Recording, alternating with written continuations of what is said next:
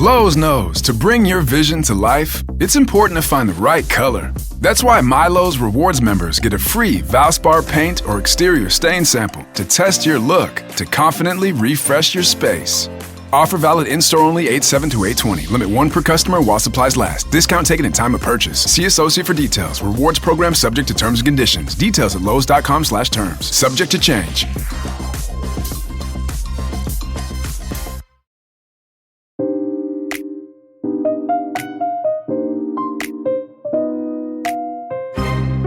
Hello, listeners. Welcome to Stars of the Golden Age, a show that highlights the lives of legends from film, music, and the birth of television during Hollywood's golden age and the few years surrounding it. I am your host, Erin Carlson.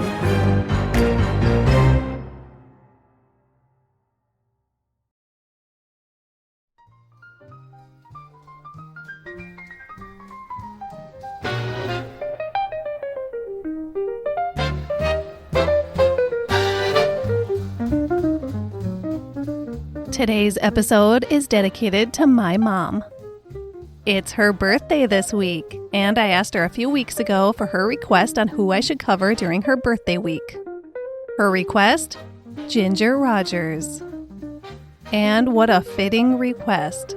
Not only because Ginger Rogers was an impressive woman, but because she had a very close relationship with her mother. They were best friends throughout her entire life. My mother is also one of my very best friends, so this is a great tribute to the birthday girl. So, happy birthday, Mom, and I hope you enjoy Ginger Rogers' story.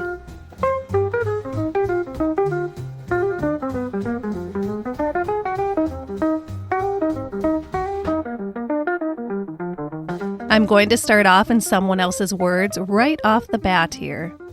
Not just anyone else's words, Ginger Rogers' words herself. Her autobiography is my primary source for this episode. You never know what you're going to get when you dive into a celebrity autobiography. Some are heavily embellished, some contain downright made-up facts, and some individuals were so out of it from one substance or another that they have no idea if their recollections of the past are actual truths. But Ginger Rogers is different. Well, first of all, she did not drink, and she definitely didn't do drugs. She watched carefully as her peers turned out autobiographies and when other authors penned biographies of the stars. She was really put off by the sensationalized accounts that she read, by the once secret dirt on others that she read spilled about the pages. She didn't want to do that. She wanted to tell her story accurately, in style, and with much respect to everyone who walked through her life story. So, Ginger Rogers, my story, was my primary source for the information I'm about to share with you. And I will begin with the exact words Ginger began her book with. My mother told me I was dancing before I was born. She could feel my toes tapping wildly inside of her for months. Prophetic as it was, my birth was a dramatic one in the steamy heat of a Missouri summer. Ginger Rogers was born as Virginia Catherine McMath on July 16, 1911, to her strong-as-nails mother, Leela, whose less-than-stellar husband had left her abandoned and all alone. She did have her parents around and they were very supportive, but she decided to move to Independence, Missouri from Kansas City after her husband left. She wanted to get away from him and his family, but she also wanted to prove that she could be an independent woman and make it on her own. Leela secured a secretarial position on the morning of July 15, 1911, made arrangements to begin work on August 1st since she was currently 9 months pregnant, stopped off at the neighborhood drugstore for a couple of things, where she went into intense labor, called the doctor and asked him to meet her at her home, toughed her way the few blocks home, met the doctor, and, after a long and difficult labor, welcomed into the world a healthy baby girl at 2 a.m. that night.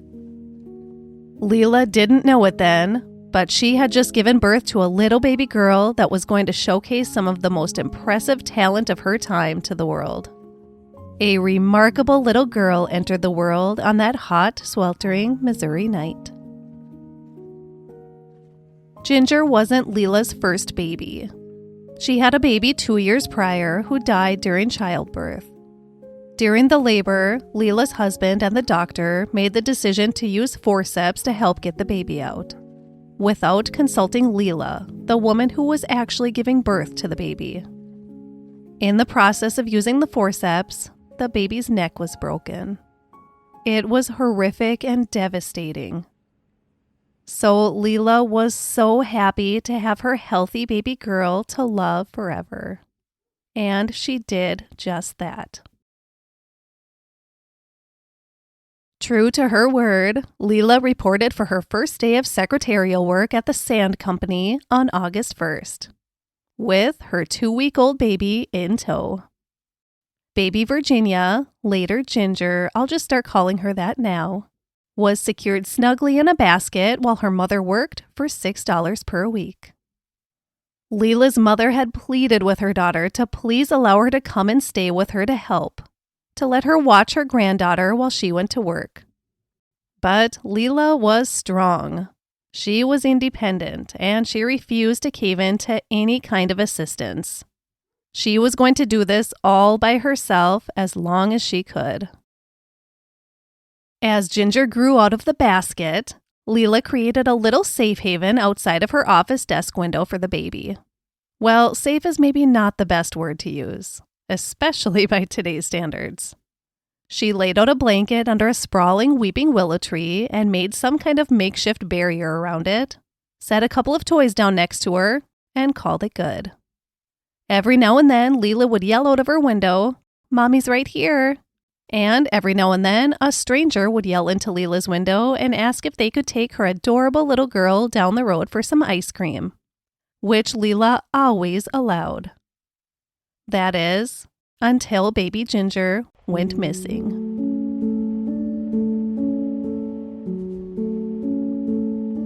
Before Ginger was even a year old, Leela looked out the window to do her obligatory shout-out and check into her baby sitting unattended in the yard, only to discover that her baby was gone.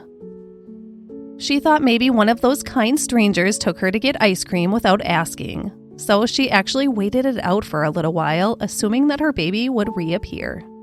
Okay, doesn't it seem like this child is maybe enjoying a little too much ice cream, considering she's an infant?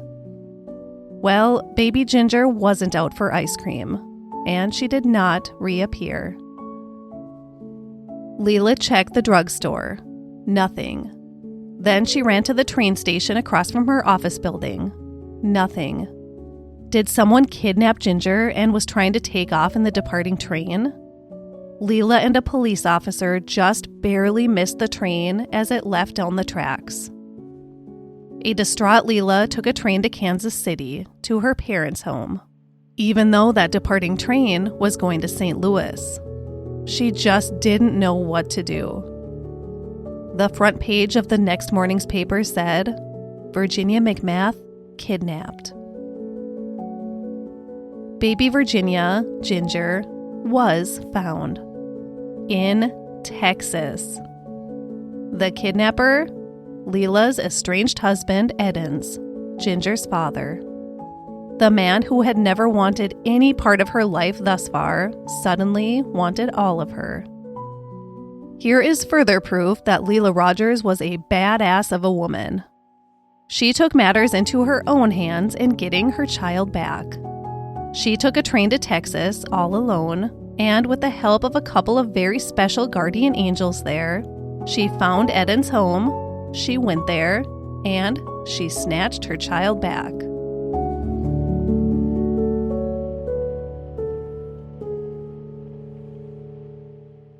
Edens attempted to kidnap Ginger again when she was 3 years old, but he was unsuccessful that time.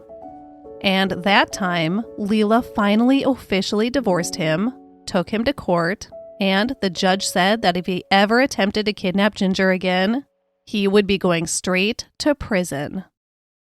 Ginger Rogers never saw her father again. Always aspiring for some kind of greatness, Leela Rogers left for Hollywood in 1915, leaving her 4-year-old daughter to live with her parents in Kansas City. Ginger lived there with her grandparents, plus her Aunt Virginia, who she was named after, and Virginia's young children. It was a full and happy home. It was Ginger's toddler cousin who gave her the name Ginger. The little girl couldn't say Virginia, but she could say something that sounded like Ginger. So the name Ginger stuck. Leela didn't run to Hollywood to become an actress like most young women there were doing. She wanted to sell stories to filmmakers.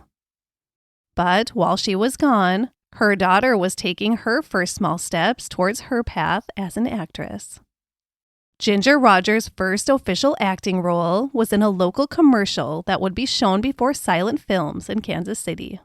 It was a commercial for a local optician. She was so proud for her friends and neighbors to see her on the silver screen before their favorite motion pictures. And Leela, she did become a screenwriter in Hollywood. It wasn't quite as difficult as it would be today. They were whipping out simple scripts for their silent film shorts left and right back in that day. But still, she went out there with a goal, and she achieved that goal. She pretty quickly became the primary scriptwriter for child star Baby Marie Osborne's films at Fox. Then Fox sent her to New York to join their East Coast studio as a scriptwriter. Once settled there, she sent for her now 6-year-old daughter to join her. Ginger's grandfather sewed a tag into her waistcoat with her name and address on it and sent her on her way. All alone on a train voyage from Kansas City to New York City at 6 years old.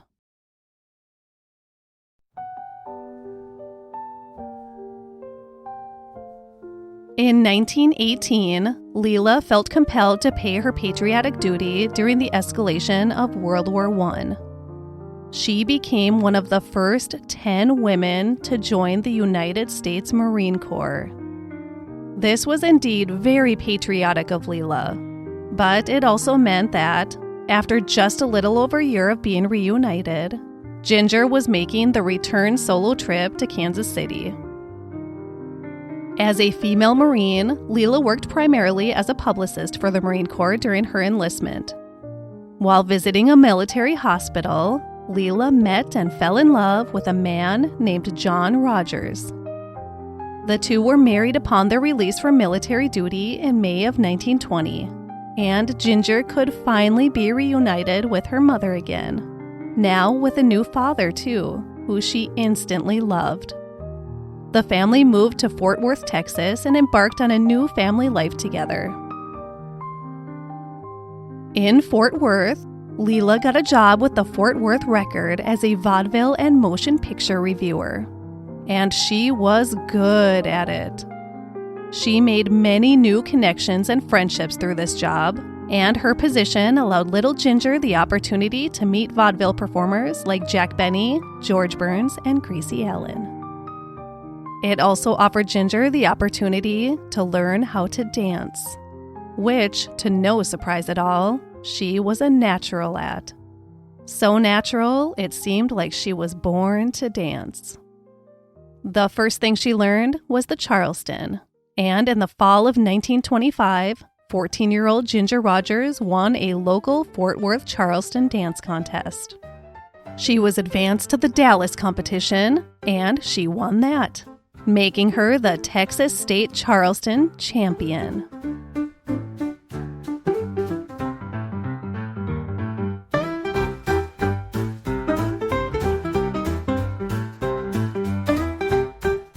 As the state champion, she went on a 4-week tour across Texas.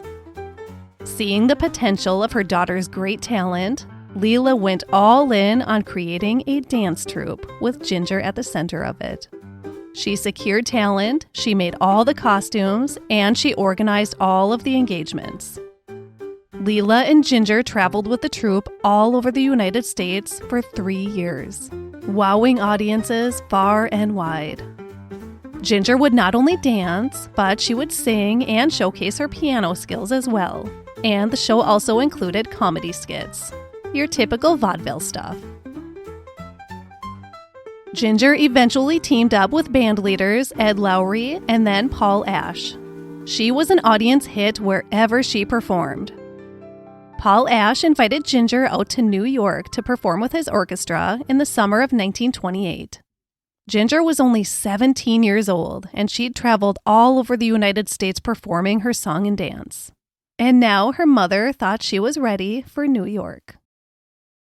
Ginger had a grueling performance schedule in New York.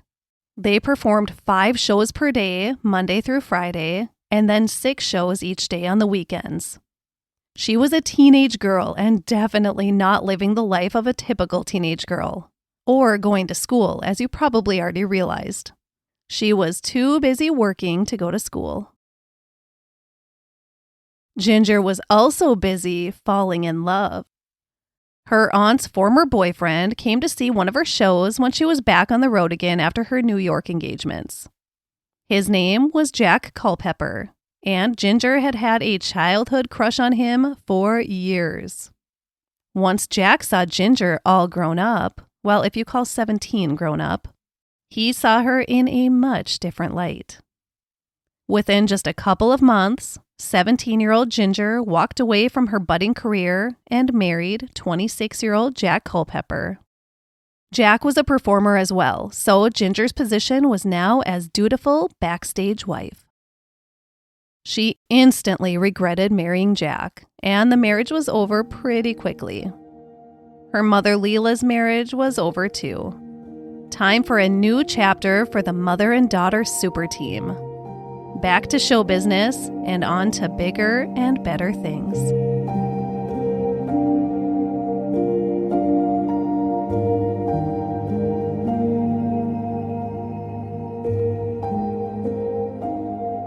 Ginger performed on Broadway after her marriage, a musical called Top Speed. In the audience of the premiere in December of 1929 were some pretty big Hollywood faces, including head of Paramount Pictures, Adolph Zukor. Zukor invited Ginger to their Long Island studio for a screen test. They loved her, and she was signed to a 7-year movie contract with Paramount Pictures.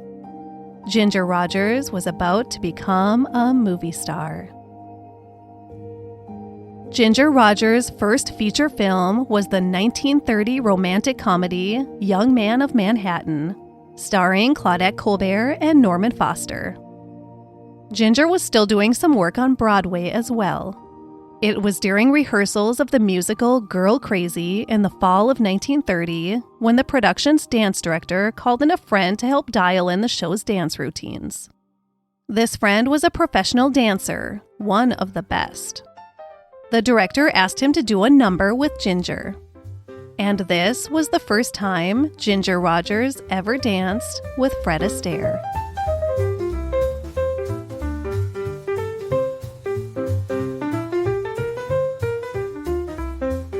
Soon after, Fred asked Ginger out on a date. He wanted to take her out dancing. She happily accepted. The date went very well. Ginger recalled that their kiss at the end of the night in Fred's Rolls-Royce would not have passed the Hays Code. Ginger Rogers and Fred Astaire didn't fall madly in love and live happily ever after, though. Well, not in the traditional sense. They would be partners, just not romantic partners. Luckily for all of us, they would become one of the most amazing dance duos the world had ever seen, or has ever seen since.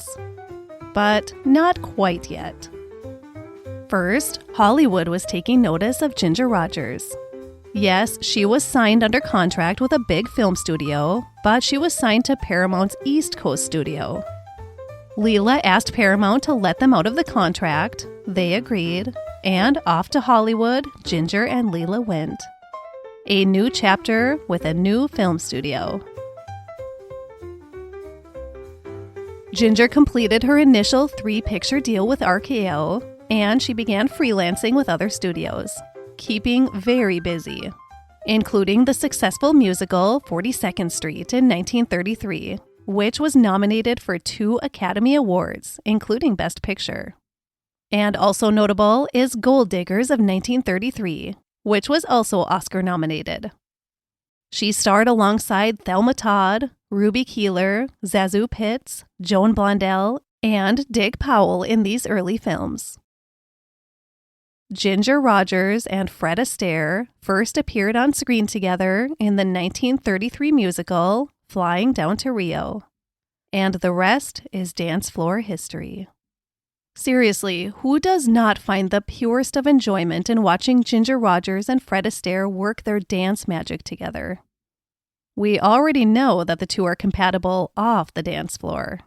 In fact, Ginger Rogers recalled that the only reason they didn't proceed with their chemistry-filled romance was because she moved to Hollywood and he stayed in New York. And I think the fact that they didn't end up dating or married was a good thing, because that could have easily prevented their professional partnership from ever forming. Fred and Ginger go together like peanut butter and jelly, like salt and pepper. When you think of Fred Astaire, you think of Ginger Rogers. And when you think of Ginger Rogers, you think of Fred Astaire. Fred and Ginger can be used as a whole, like Laurel and Hardy or Abbott and Costello. As in, it sometimes feels strange to say one name without attaching the other to it. Fred Astaire's original dance partner was his sister, Adele. They started when they were just children. They had been a very successful vaudeville and Broadway team. Adele left show business and got married in 1932, leaving Fred Astaire in New York without a partner. Although he did find a romantic partner shortly after, his new wife, Phyllis. He thought he would head west like tons of other entertainers, get a little taste of that Hollywood action. Fred Astaire was cast in a supporting role in the 1933 film Flying Down to Rio, and as I mentioned before, his dance partner in this movie was the one and only Ginger Rogers. Sparks flew all over that dance floor, and everyone in the vicinity was hit by them. They had no idea what kind of history they were embarking on in that moment. I thought Ginger and I looked all right together, Fred Astaire recalled of their first on-screen dance number, but I was under the impression that we weren't doing anything particularly outstanding. Well, RKO definitely knew what was happening was outstanding, and they couldn't wait to capitalize from it. Fred and Ginger's next pairing was in The Gay Divorcee the following year. Another dance floor hit for the hottest new dance duo in the nation. It was nominated for 5 Academy Awards, including Best Picture, which It Happened One Night took home that year. Both Fred Astaire and Ginger Rogers were perceived as a little difficult to work with at times by others, but they were highly compatible together. Ginger was often criticized for her confidence, for advocating for her career in a good old boys club world. And Fred was often criticized for his intense perfectionism and pushing other partners to tears as a result of it. But Fred and Ginger, well, they were just meant to be. It wasn't all sunshine and rainbows all the time, though. They had their moments. One notable rift was while they were putting together the dance sequence for Cheek to Cheek in Top Hat. Ginger had a blue feather gown designed specifically for that number, and Fred Astaire hated it. All of those feathers would get in the way of his dancing. But Ginger stood firm, and she won. It was a beautiful dress, and I've only seen it in black and white. Our emotions were high-pitched, Ginger recalled. He didn't like my dress, and I didn't like being put to the test. Watching that dance sequence now, which I have several times over the years, you would have no idea that there was any tension lurking under the surface. But Fred Astaire was not happy. I never saw so many feathers in my life, he said. It was like a snowstorm. They were floating around like millions of moths. I had feathers in my eyes, my ears, my mouth, all over the front of my suit. The feathers kept flying, the wardrobe lady shook the dress, and sweepers swept them up. It got to be funny after a while. It turned into one of those annoying incidents that became pretty funny in hindsight. The two laughed about the feather incident for years and years to come. Ginger Rogers paired up with Fred Astaire for a total of 10 movies, most of them between 1933 and 1939. Swing Time was Ginger Rogers' favorite of their films. Mine too, I think. They reunited in 1949 for their final collaboration, MGM's The Barkleys of Broadway, the only Technicolor Fred and Ginger film. When they reunited for this film, a decade after their last movie together, they fell magically back into sync with each other as if they had just shared their last dance the day before. Although what I said before is true, that when we think of Ginger Rogers, we instantly think of Fred Astaire, that Fred and Ginger is its own entity, it's really important for us to understand that Fred Astaire did not define Ginger Rogers. Ginger had a successful vaudeville, Broadway, and film career before pairing up with Fred Astaire, and she continued to build her career as an actress outside of their dance collaborations. That was an obstacle she faced often. She watched Fred Astaire get all the acclaim while she was seen as just the woman who was led around the dance floor by the male dance genius. But do you think you could be led around the dance floor by Fred Astaire and the dance numbers that you've seen them in together? I sure couldn't. There's a well-known quote about this that you may have heard. Ginger Rogers did everything that Fred Astaire did. She just did it backwards and in high heels. So, stepping away from Fred Astaire, as much as I love him, we're going to talk about Ginger now and what her life held outside of her professional partnership with him. Ginger was having a ball in her new life in Hollywood. She dated casually, and as soon as she got to Hollywood, she began meeting key Hollywood figures as she attended some of the hottest social events and dined at the hottest restaurants and clubs. One such figure was another relative newcomer to Hollywood, Howard Hughes. And Howard Hughes took an instant liking to Ginger Rogers, as he was later known to do with women. They went out a few times at that point early on, but there was another man who had taken notice of Ginger too, and it just happened to be her biggest celebrity crush, actor Lew Ayres. Something that only seemed possible in her daydreams happened when he called her and asked her out. Their chemistry was undeniable, and it spilled over onto the silver screen when they co-starred in Don't Bet on Love shortly after they began dating. Ginger Rogers was in love. Ginger Rogers married her celebrity crush turned real-life romance on November 14th, 1934, when she was 23 years old. Just think of the life this girl had already lived, and she was only 23. She had accomplished so much, and now she had found a love that made her so happy. Was it too good to be true? Well, it was Hollywood in the 1930s, so it probably was.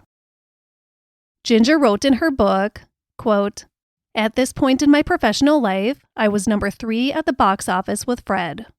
But with Lew at home, I was 0. Our marital problems were coming to a head." End quote. She talked about how it all began with their financial agreement. Lew had insisted they sign a pre-up, and Ginger was fine with that. She didn't really read it over too much. She just thought it was a little technicality that she had to sign to join her with the man she loved, and then they would fall into happily wedded bliss together. Now, I know this sounds outrageous by today's modern standards, but Ginger was so excited to become a submissive little housewife. She still wanted to work some, but what she really wanted to do was keep a home and make her husband happy. To clean her husband's home and have pork chops or meatloaf on the table for him every night. She wanted Lew to make all of the decisions in their life and to have complete control of the finances. This was the culture she knew, and this was the culture she wanted. But Lew, much more aligned with the standards of today's young couples, wanted everything to be separate. He wanted their money separate, and he wanted them to buy their own groceries and split costs and bills right down the middle. Ginger wasn't expecting that, and she didn't like it. To her, this was a sign of distrust.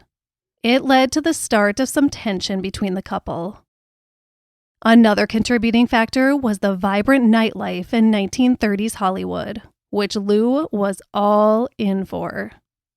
Ginger didn't drink. She was very opposed to alcohol. So while Lou wanted to party the night away and drink until dawn, that kind of lifestyle just didn't fit with Ginger's value system. Ginger Rogers' dreams had come true when she married her silver screen idol. But it was indeed too good to be true. As difficult as it was to face the reality of it all, Ginger decided it had to end. She left in May of 1936, 18 months after her dreams had first come true. She was 24 years old now and thought that she had found forever love twice, only to be completely let down. She was going to be okay, though. She had that same strong blood as her mother had running through her veins. Ginger took this turning point in her life and ran with it. She bought a piece of land and had a home built. This is really sweet. She built it for her mother and asked her mother if she could live in it with her. But it would be her mother's house. She never forgot all of the things that her mother had done for her. The women planned the design of their brand new home with entertaining in mind, and Ginger followed through with that entertaining once the house was completed. There were tennis courts and a swimming pool, and a large flagstone patio for barbecuing and relaxing. Alcohol was not allowed in Ginger and Leela's home, but they didn't need it to have a good time. During this time, Ginger dated Howard Hughes again, Jimmy Stewart, and Cary Grant, amongst a few other eligible bachelors of the time. Howard Hughes, in fact, proposed to her with a 5-carat diamond engagement ring. But he was controlling, possessive, manipulative, judgmental, extremely jealous, and even possibly had Ginger followed when he wasn't with her. Once Ginger found out that he was also seeing another woman, even though they were engaged, she had the weapon she needed to end the abusive relationship for good.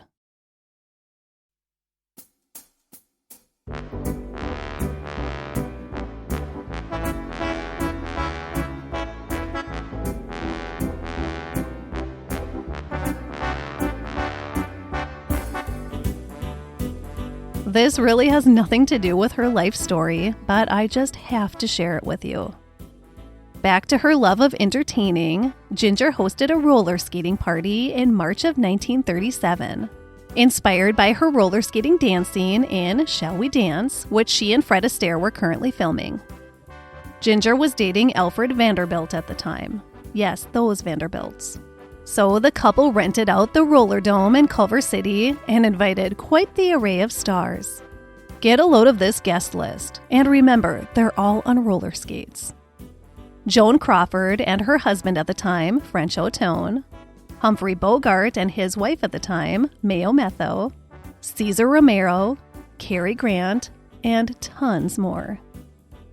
The menu included spaghetti, chili, tamales, ham, hot dogs, hamburgers, and baked beans. A little bit of everything there. Things got pretty exciting when Humphrey Bogart decided he was a freestyle roller skater. I'm going to read directly from Ginger Rogers' autobiography because she tells the story so well. She wrote, quote, "About 2 hours into the party, I saw chairs and tables lined up in the middle of the rink. 'What's going on?' I asked Joan Crawford. 'Well,' she answered, 'you'd better look fast while he's on his feet. Bogey's over in the corner and is preparing a running start to jump over those chairs or dance with them.'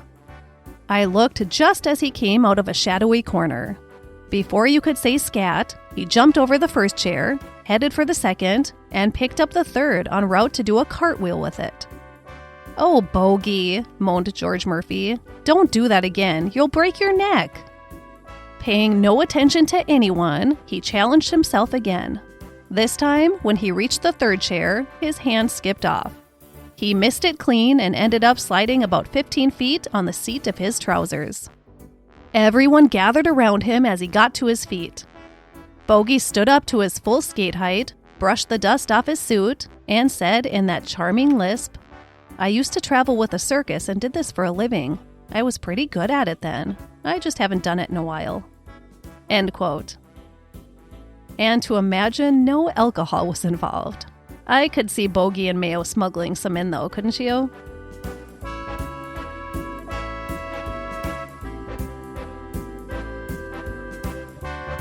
Shifting back to Ginger's career, she really wanted to secure more serious roles, something other than musicals.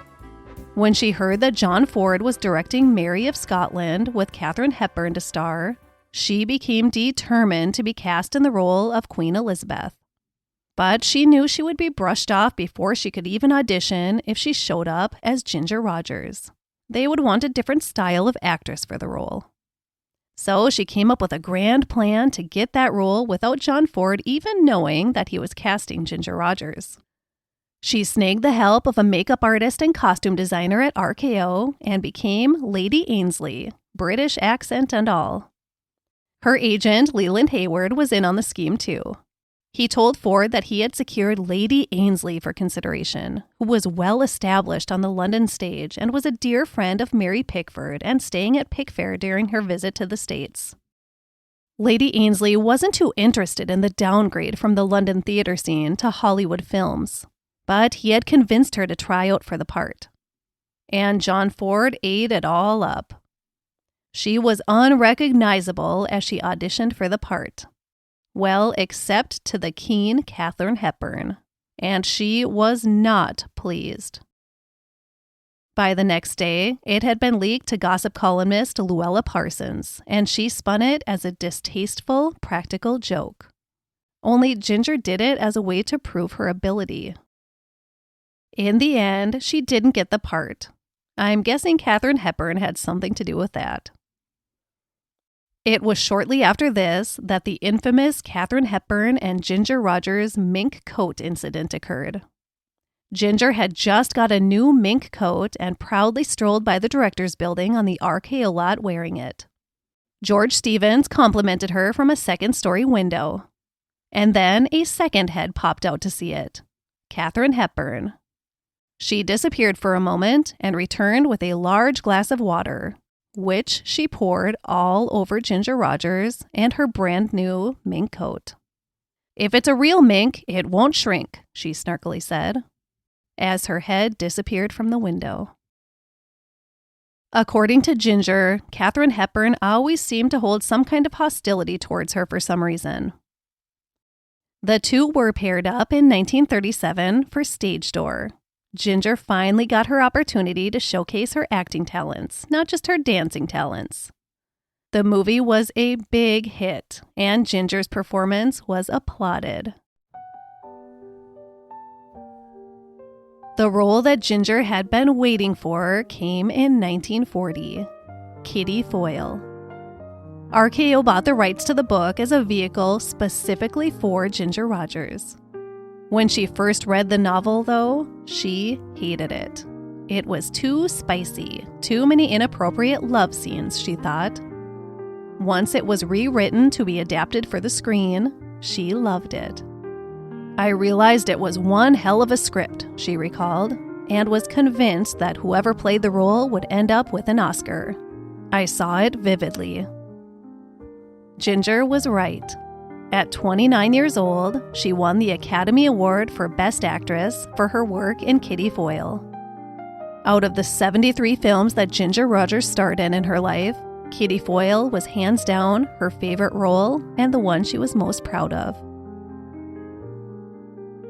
Shortly after her huge success with Kitty Foyle, Ginger purchased an 1,800-acre property on the Rogue River in Oregon. She wanted desperately a place of solitude far away from Hollywood. She and Leela once again designed their home, plus the barns and a dairy facility, so it was the perfect private haven, and a working dairy farm. This ranch was Ginger's home for the rest of her life. She had her home in California too, but spent as much time as she could at the ranch. And later in life, she lived exclusively at the ranch. It was her happy place. Ginger found love again outside of Hollywood, too. Like many other actresses, she went on a USO tour after the U.S. entered World War II. While visiting the Marine base in San Diego, the Marine ordered to escort her around the base was Private First Class Jack Briggs. The two got along very well, and almost as just a courtesy, Ginger told Jack to call her up next time he was in LA. Well, he did call her up, and they fell instantly in love with each other. They got married 3 months after their first meeting, on January 16, 1943. A few weeks before Christmas that first year of their marriage, Jack, who was still enlisted, was sent off to war. Sadly, according to Ginger, he returned a completely different man. War will do that. They remained married for 5 years, but in the end, the marriage wasn't able to be saved. They divorced in 1948.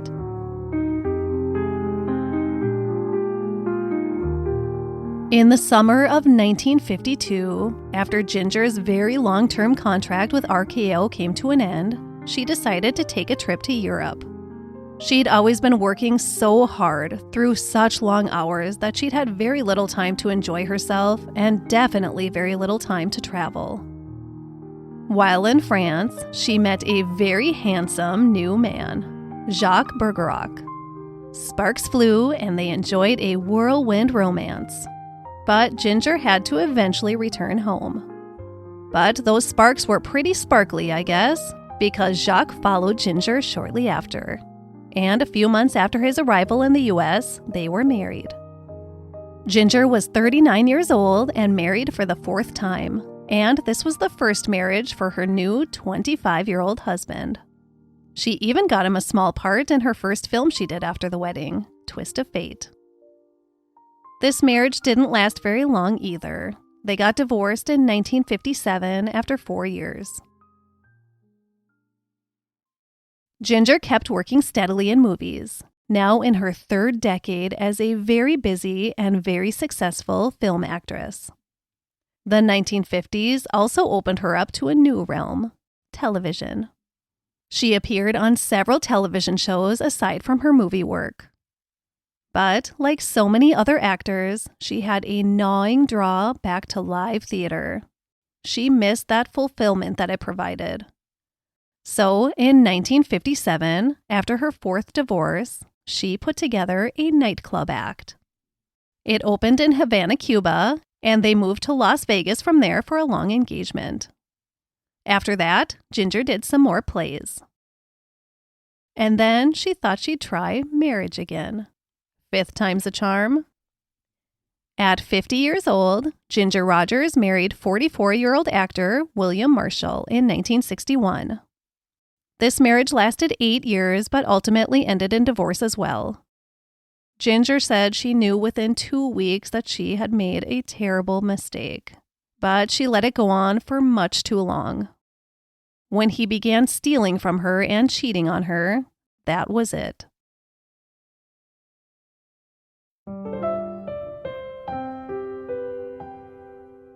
By 1965, Ginger had decided she didn't love the direction Hollywood filmmaking and television production were heading.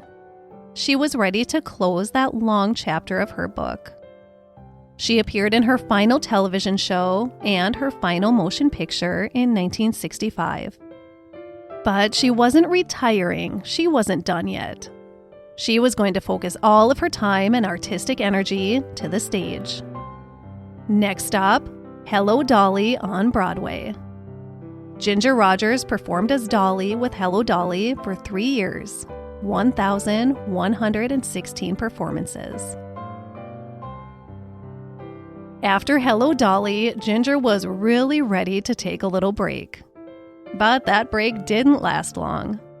After only 10 days of pure, relaxing bliss at her Oregon ranch in January of 1968, Ginger received a call from a London theater producer named Harold Fielding, and he wanted her to play the lead in Mame in London. Ginger moved to London and played Mame for 13 months, and she even performed for Queen Elizabeth II, and learned when the Queen and her sister, Princess Margaret, were little girls, they would pretend they were Fred and Ginger as they danced around the palace. Isn't that adorable? Ginger Rogers kept busy with television, live theater, and her nightclub acts throughout the 1970s. She had been working since she was a child. I think it was probably hard for her to live a life without work. She was also selected to be a celebrity fashion consultant for JCPenney and helped design her own line of lingerie for the company.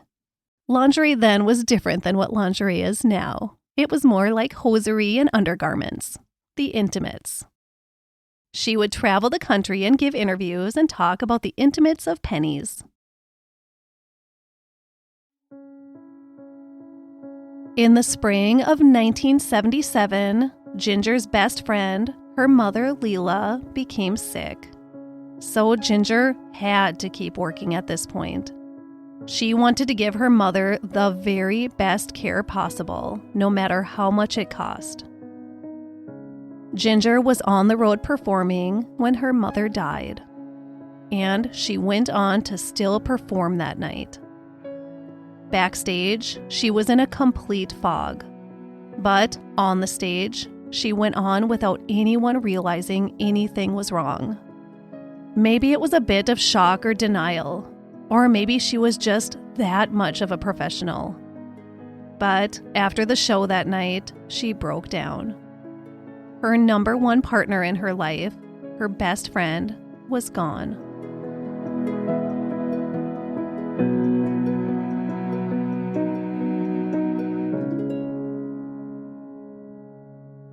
Leela was Ginger's guiding light. She went to her for everything. Every decision in Ginger's life went through Leela first. She wasn't sure how she was going to survive without her. But she was grateful that she had been able to live a long, full life. She lived to be 85 years old. Ginger focused her energy on remembering that. I want to talk about Leela a little bit more. Leela Rogers was a very strong and intelligent woman. She was the kind of woman who saw a need and wanted to single-handedly provide the world with what she could to fulfill that need. If she thought she could help someone, she was going to help them. Leela Rogers was never an actress herself, except for one small role in one of Ginger's films playing her mother. But she had deep roots in show business and Hollywood itself from her years of management of her daughter's career and her own experience as a journalist in Hollywood years prior. She had coached her daughter through her dancing, her singing, her acting, her social etiquette. She thought she did a pretty good job with Ginger, and she thought she could probably help other aspiring stars too. She started a workshop called the Hollytown Theater, where she trained young actors and arranged for them to perform in plays in order to practice their skills. Her daughter Ginger's studio, RKO, was really impressed with Leela's little workshop, and they thought their young contract players could really benefit from something like it. So the studio hired Leela to form an RKO exclusive theater workshop on the studio lot. You may remember one very famous workshop student at RKO who said she owes her entire career to Leela Rogers. Miss Lucille Ball. Betty Grable was also a student. Leela Rogers was a very effective and wildly beloved teacher at RKO, and the world lost a pretty remarkable woman when it lost her. But nobody felt her loss quite like Ginger Rogers did.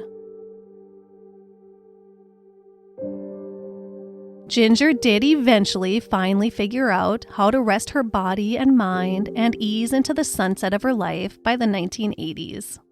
But she still did appear in plenty of television shows, interviews, and award ceremonies. She lived a good life. She was a hard-working woman, very determined to succeed and be the best she could at her art, and she always remained very grateful for everything her life held. Ginger Rogers and her mother Leela were devout Christian Scientists, and they both leaned heavily on their faith and remained devoted to it throughout their entire lives. Ginger's faith guided her through every difficult time of her life. Ginger Rogers passed away at her beloved ranch in Oregon on April 25th, 1995. She was 83 years old. Ginger was laid to rest right next to her beloved mother, Leela.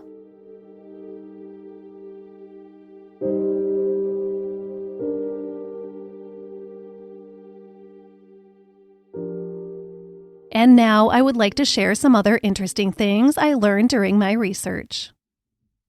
Bullet point number 1. Ginger Rogers, one of the most iconic dancers in history, rated the following men as 10 out of 10 on her dance card: Dennis Morgan, Jimmy Stewart, and Cary Grant. Bullet point number 2. Ginger Rogers was well known for her ice cream soda fountain that she had in her home. In fact, I watched an interview of her later in life where the very first thing she did was offer the interviewer an ice cream soda. It was quite the setup. Bullet point number 3. Politics were very important to Ginger Rogers, almost as important as her Christian Science faith. She was a proud, lifelong Republican. Bullet point number 4.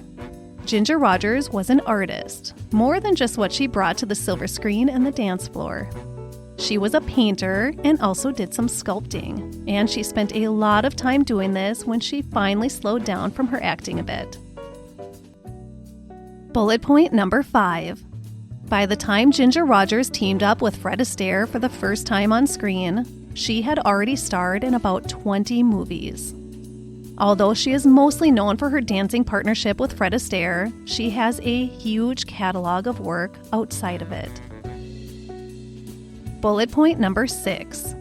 Ginger Rogers was a recipient of the Kennedy Center Honors for Lifetime Achievement in 1992. Paul Newman and Joanne Woodward were also recipients that year. Bullet point number 7.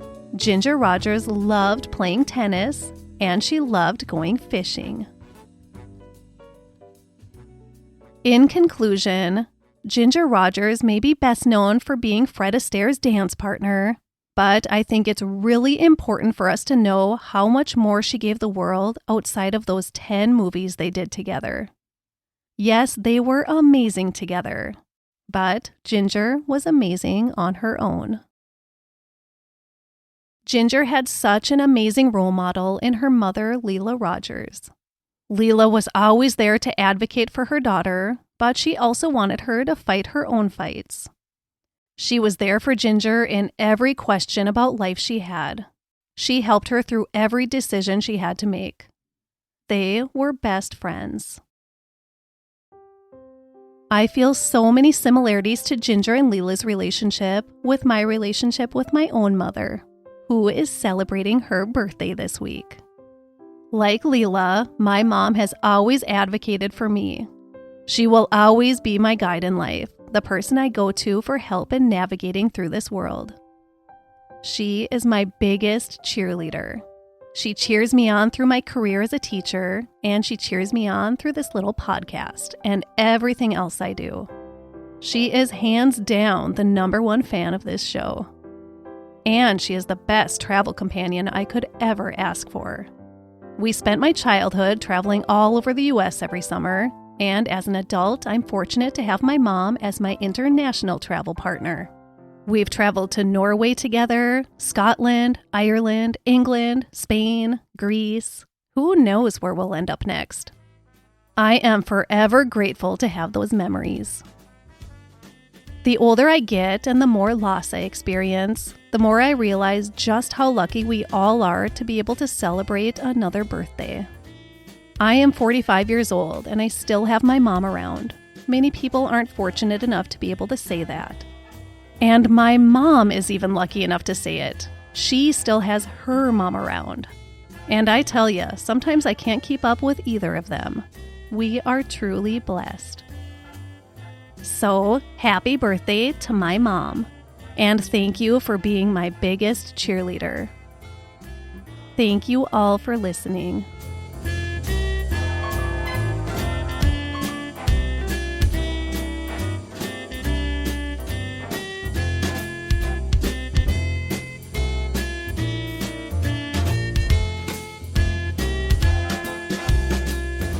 My primary source for this episode was Ginger Rogers' autobiography, My Story by Ginger Rogers. I also used an article from Vanity Fair by Hadley Hall Meares from August 17th, 2023. And, of course, IMDB.